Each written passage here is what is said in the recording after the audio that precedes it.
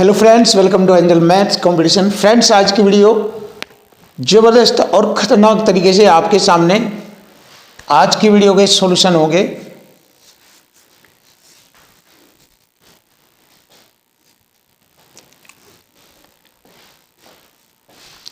Hello friends, welcome to angel maths competition.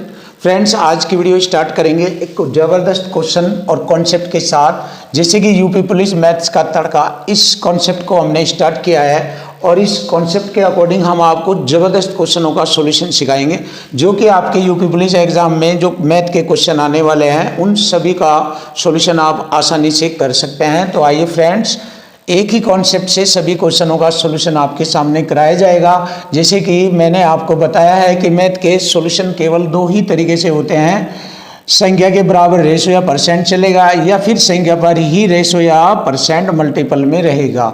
और equal two equal concept से आपके सभी क्वेश्चनों का सॉल्यूशन आपको मिलेगा।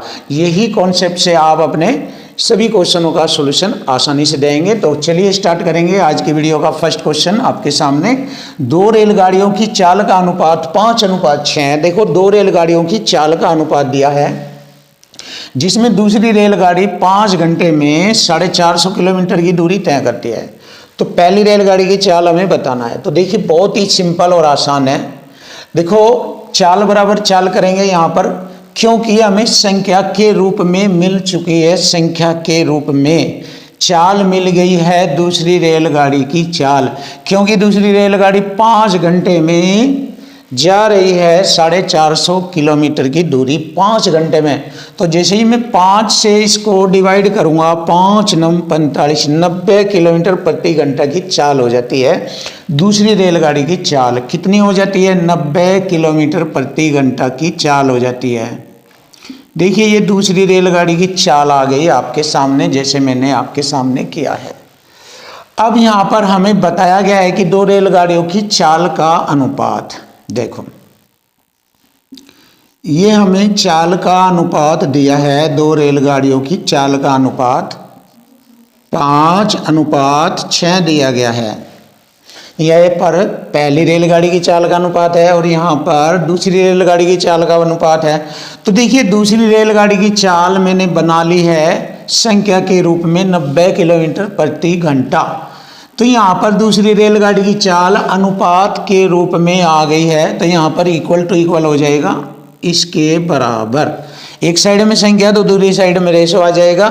यहाँ पर दूसरी रेलगाड़ी की चाल किलोमीटर प्रति घंटा में है, तो इधर दूसरी रेलगाड़ी की चाल यही अनुपात में है। तो देखिए, हो गया इक्वल टू इक्वल, बराबर बराबर। अब ये यहाँ से हम एक रेशो की वैल्यू फाइंड करेंगे, पता लगेगा। यहाँ से इसको कटिंग करने के बाद 15 बार कटता है, क्योंकि 6 कम 6 3 बचेंगे, 6 पंजे 30, यानी कि 15 6 90। 15 किलोमीटर प्रति घंटा एक रेशो की वैल्यू है। पूछा है पहली रेलगाड़ी की चाल, तो पहली रेलगाड़ी की चाल में गुणा कर दीजिए अनुपात में, तो हमारी 15 पंजे 75 आ जाएगी इसकी चाल। 15 पंजे 75 किलोमीटर प्रति घंटा। लीजिए, क्वेश्चन का आंसर आ गया। अब ये हो गई पहली रेलगाड़ी की चाल की संख्या और उसका अनुपात दोनों आपस में बराबर। तो इक्वल टू इक्वल से हर क्वेश्चन का सॉल्यूशन आपको देखने को मिलेगा।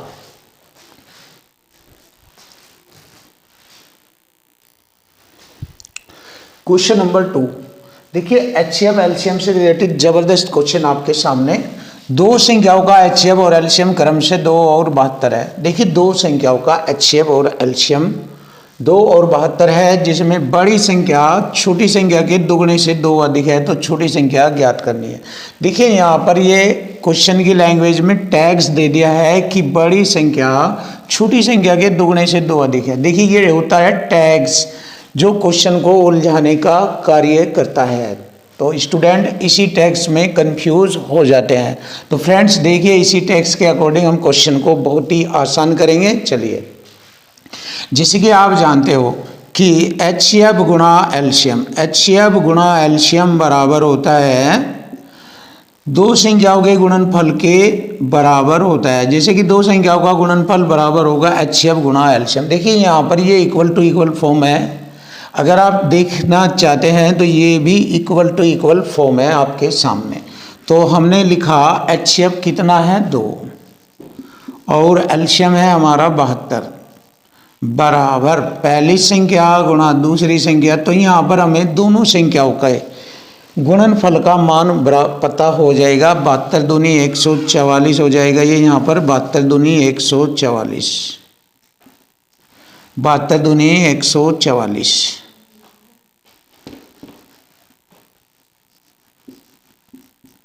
ये हो गई पहली संख्या गुणा दूसरी संख्या, दो संख्याओं का गुणनफल हो गया ये। अब जैसे कि दो संख्याओं का गुणनफल हो गया तो ये दो संख्याओं के मान इसी गुणनफल में छिपे हैं, तो इसके हम फैक्टर करेंगे। देखिए दो फैक्टर करेंगे यानी कि दो गुणनखंड करेंगे, और दोनों गुणनखंड ऐसे करेंगे जिसमें बड़ी संख्या छोटी संख्या के दुगने से भी दो अधिक होगी। इस टाइप से गुणनखंड करेंगे। देखिए काफ़ी सारे गुणनखंड होते हैं 144 के, वैसे तो 36 चौका 144 भी होता है, और 18 अट्ठे 144 भी होता है, 12 12 144 भी होता है।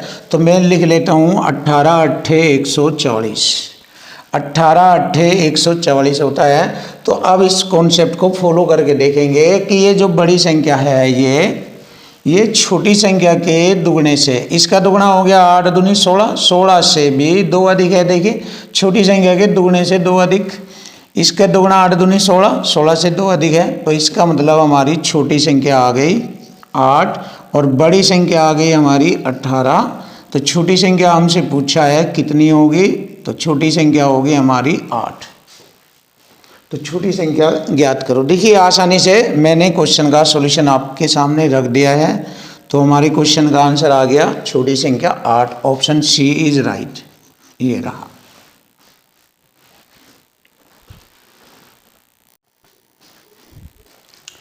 क्वेश्चन नंबर 3 देखिए, सुपर क्वेश्चन और बेस्ट क्वेश्चन आपके सामने।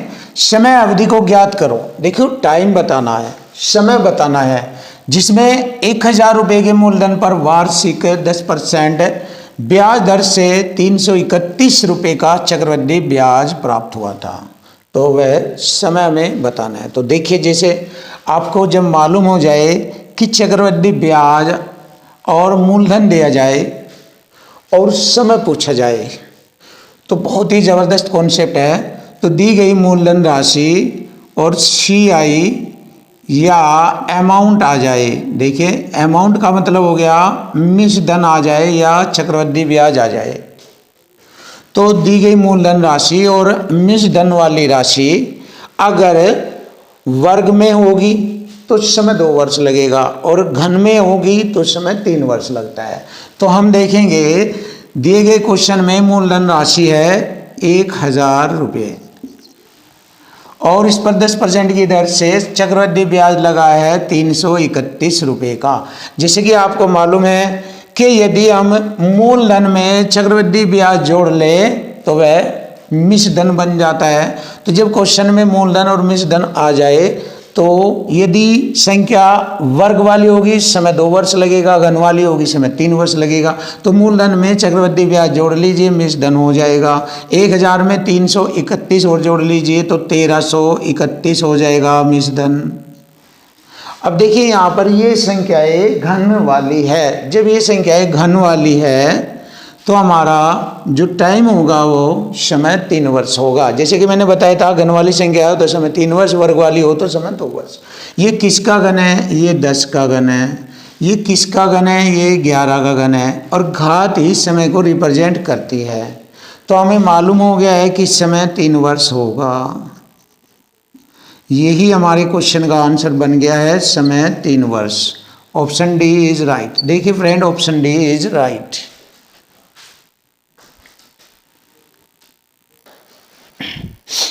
क्वेश्चन नंबर 4 बहुत ही जबरदस्त और बेस्ट क्वेश्चन आपके सामने। अब देखिए क्वेश्चन की लैंग्वेज और इक्वल टू इक्वल से हर क्वेश्चन का सॉल्यूशन आपको देखने को मिलेगा। तो देखिए फ्रेंड बहुत ही जबरदस्त और बेस्ट सॉल्यूशन। आप मैथ में खतरनाक और बेस्ट बनेंगे। सीखिए इस कॉन्सेप्ट को। 3 साझेदार ए, बी और सी 4, 5, 6 के अनुपात में लाभ कमाते हैं। देखिए लाभ का अनुपात है ये। यदि लाभ में सी का हिस्सा ए की तुलना में 200 रुपये अधिक है। देखिए आ गया हमारा टैक्स। देखिए क्वेश्चन में टैक्स आ गया, जो कि मैं आपको बार बार बताता हूं कि क्वेश्चन में ये टैक्स का काम करते हैं। ये योग, अंतर, कम, अधिक, गुणन, पर, शेष, बास, बचत आदि। देखिए सी का हिस्सा ए की तुलना में 200 रुपये अधिक है। संख्या में दे दिया है, अधिक अधिक रूप में दिया गया है, संख्या को 200 रुपये अधिक है। और ये किसका हिस्सा अधिक है? सी का हिस्सा ए से 200 रुपये अधिक है। तो यहाँ पर हम रेशो में देखेंगे कि सी का हिस्सा ए से कितना रेशो अधिक है। देखिए ये सी का हिस्सा हो जाएगा 6, ये ए का हिस्सा हो जाएगा 4। तो सी का हिस्सा ए से कितना अधिक है? 2 अधिक है। तो 2 रेशो की वैल्यू आ गई हमारी 200 रुपये। हमसे पूछा है तो उनके द्वारा प्राप्त कुल लाभ बताओ। तो देखिए कुल लाभ है 6, 4, 10, 5, 15। 15 के यहाँ पर गुणा करेंगे, कुल लाभ हमें ज्ञात हो जाएगा। देखिए कुल लाभ हमें ज्ञात हो जाएगा।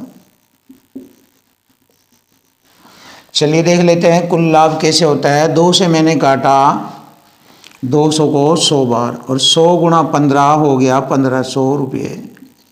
तो देखिए फ्रेंड आसानी से हमारे क्वेश्चन का आंसर हमें ज्ञात हो चुका है। ऑप्शन ए इज राइट, 1500 रुपये। ये रहा क्वेश्चन का आंसर, 1500 रुपये।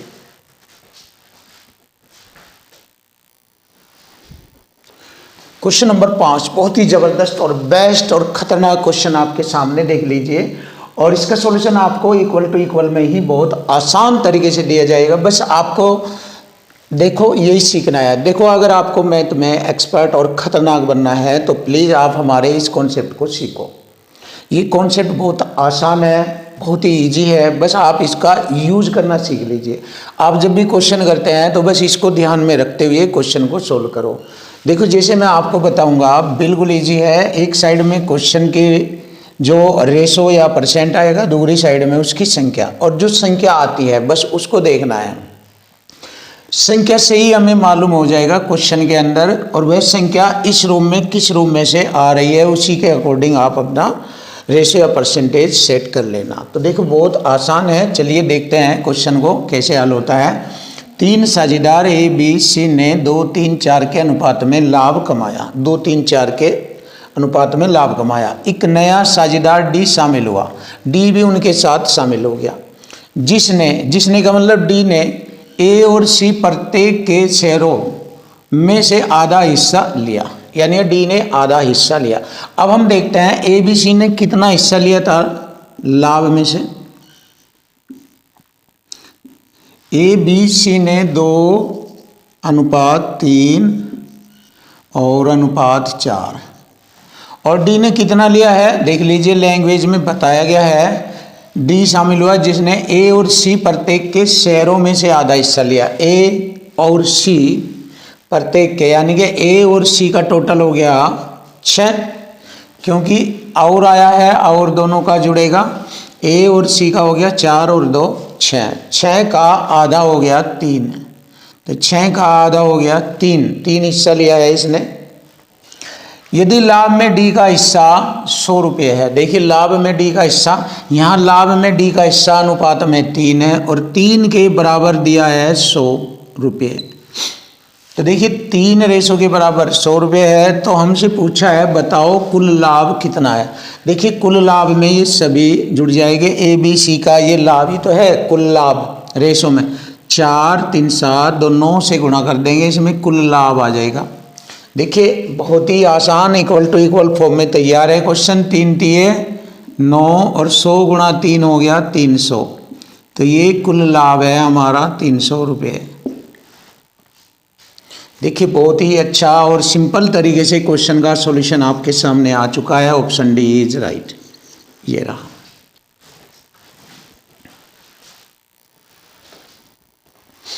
क्वेश्चन नंबर 6 देखिए बहुत ही बेस्ट और सुपर क्वेश्चन, और इसका सॉल्यूशन भी आपके सामने सुपर ही होगा इक्वल टू इक्वल फॉर्म में। 10% और 30% की 2 लगातार चिन्हित करने के बाद, यानी कि 2 लगातार 10% और 30% के चिन्हित करने पर बाद में 20% की छूट पर एक वस्तु 2288 रुपये में बेची गई। वस्तु का लागत मूल्य ज्ञात करो। देखिए वस्तु के लागत मूल्य पर 10% और 30% की 2 लगातार चिन्हित कीमत तय करने के बाद 20% की छूट पर एक वस्तु 2288 में बेची गई। देखिए ये बेची गई संख्या आ गई हमें विक्रय के रूप में 2288 में बेची गई। तो तो इधर परसेंट में बेच लीजिए इधर। चलिए, तो वस्तु का लागत मूल्य पर वस्तु की कीमत चिन्हित की गई कितनी? 10%। 100 में जोड़ के लिखेंगे 110 गुणा 30%, 130 लिखेंगे इस पर, और इसके बाद 20 की छूट दी उसने, तो 80% लिखेंगे बटे में 100। अब इसको हल करेंगे तो यहाँ से वस्तु की लागत कीमत हमें मालूम हो जाएगी। चलिए देखते हैं। 20 चौक 80, 20 पंजे 100, 0 से 0, 0 से 0 कट गया। अब देखो 4 पंजे 20, 4 सत्ते 28, 4 दूनी 8, कटिंग हो गई है 4 से। 11 पंजे 55, 11 दूनी 22 और 13 चौका 52, 4 बार कटा। अब यहाँ पर हमारा रह गया 5 और 4 की गुणा करेंगे, 5 चौक 20 और 2 0 ये लगाएंगे हम। तो लागत मूल्य था 2000 रुपये, ऑप्शन डी इज राइट। तो फ्रेंड बहुत ही अच्छे अच्छे सॉल्यूशन आपको देखने को मिलेंगे, बहुत ही ज़बरदस्त सॉल्यूशन आपके लिए लेकर आएंगे।